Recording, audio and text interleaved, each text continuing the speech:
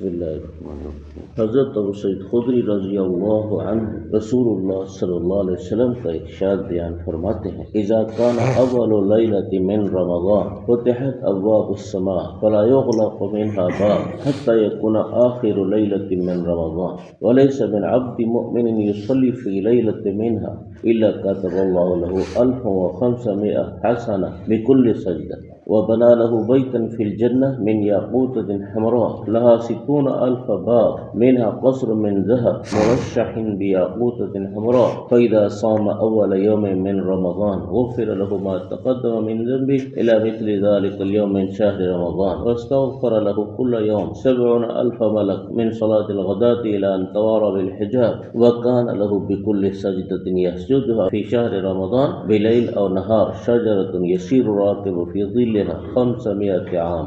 فرمایا جب رمضان المبارک کی پہلی رات ہوتی ہے تو آسمان کے دروازے کھل جاتے ہیں، رمضان کی آخری رات تک کوئی دروازہ بند نہیں ہوتا۔ جو کوئی مومن بندہ رمضان کی کسی رات میں نماز پڑھتا ہے اللہ تعالیٰ اس کے لیے 1500 نیکی ہر سجدے کے بدلے میں لکھتے ہیں اور اس کے لیے جنت میں گھر بناتے ہیں سرخ یاقوت کا جس کے 70,000 دروازے ہوتے ہیں۔ اس میں ایک سونے کا محل ہوتا ہے جو سرخ یاقوت سے مزین کیا گیا ہوتا ہے۔ جب رمضان کے پہلے دن کا آدمی روزہ رکھے تو اس کے پچھلے گناہ پچھلے سال کے اس دن تک کے معاف ہو جاتے ہیں اور اس کے لیے ہر دن 70,000 فرشتے صبح سے لے کر سورج غروب ہونے تک استغفار کرتے ہیں، اور ہر سجدے کے بدلے میں جو سجدہ کرے رمضان کے دن میں کرے یا رات میں، اس سجدے کے بدلے میں ایک درخت ملتا ہے جس کے سائے میں سوار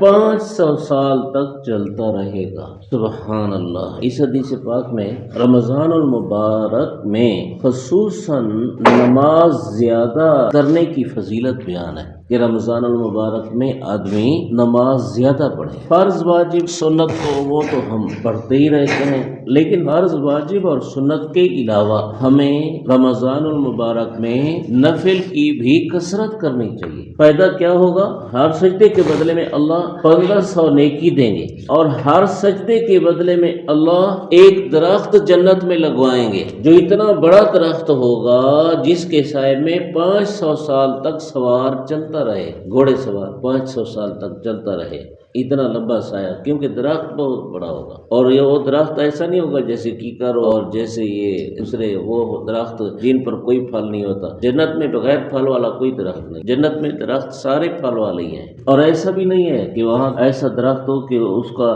ایک موسم میں پھل ہو دوسرے موسم میں پھل نہیں ہو، ہر موسم میں پھل ہے۔ تو ایک سجدے کے بدلے میں 1500 نیکی اور ایک سجدے کے بدلے میں ایک درخت، تو جتنے زیادہ سجدے ہوں گے اتنا زیادہ یہ نیکیاں ملیں گی اور اتنا زیادہ درخت لگے گے۔ اور ہر سجدے کے بدلے میں جنت میں سرخ یاقوت کا گھر بنے گا، اتنا بڑا گھر کہ جس کے 70,000 دروازے ہوں گے، اتنا بڑا گھر، اور اس میں ایک خاص محل ہوگا سونے کا، اس کی جو اینٹیں ہوں گی نا وہ سونے کی ہوں گی، سونے کی ایک خاص محل ہوگا سونے کا، اور اس سونے کے محل پر سرخ یاقوت اس کے ساتھ مزین کیا گیا ہوگا، سرخ یاقوت کے ساتھ۔ جیسے کئی جگہوں پر یہ ہے کہ عورتیں نا جوڑا بناتی ہیں نا اپنا، اس پر یا ریشم لگاتی ہیں یا اسی طرح کوئی خاص پتھر لگاتی ہیں، اس سونے کے محل کی دیواروں پر سرخ یاقوت کا پتھر لگایا گیا ہوگا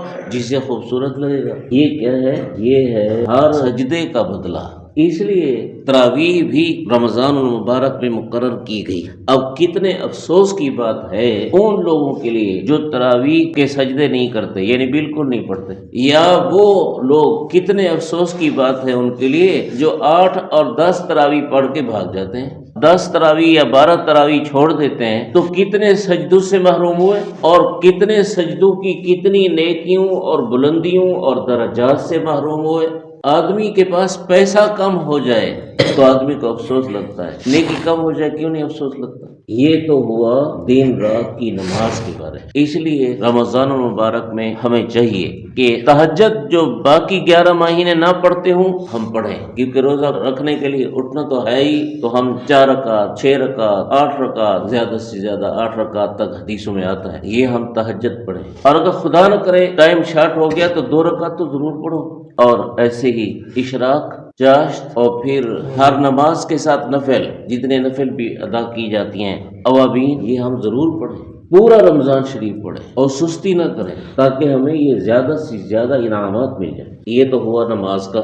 روزہ، جب رمضان کے پہلے دن روزہ رکھتا ہے تو پچھلے سال کے رمضان کے پہلے دن تک کے گناہ معاف ہو جاتے ہیں. اور پھر دوسرا انعام، روزہ رکھنے پر روزانہ فجر سے لے کر سورج غروب ہونے تک یعنی سارا دن 70,000 فرشتے اس کے لیے مغفرت کی دعا کرتے ہیں. یہ کتنا بڑا انعام ہے. اچھا، فرشتے جو ہے نا وہ اپنی مرضی سے کچھ نہیں کرتے. اس کا معنی یہ ہے کہ 70,000 فرشتوں کو اللہ حکم دیتے ہیں کہ میرے روزہ دار بندوں کے لیے صبح سے لے کر شام تک استغفار کرو، یعنی مغفرت کی دعا کرو. اور پھر جب اللہ حکم دیتے تو اس کا معنی یہ ہے کہ روزہ دار کے لیے ان کی اس دعا کو قبول کر کے اللہ مغفرت کا فیصلہ بھی فرماتے ہیں. اللہ ہمیں نصیب فرمائے.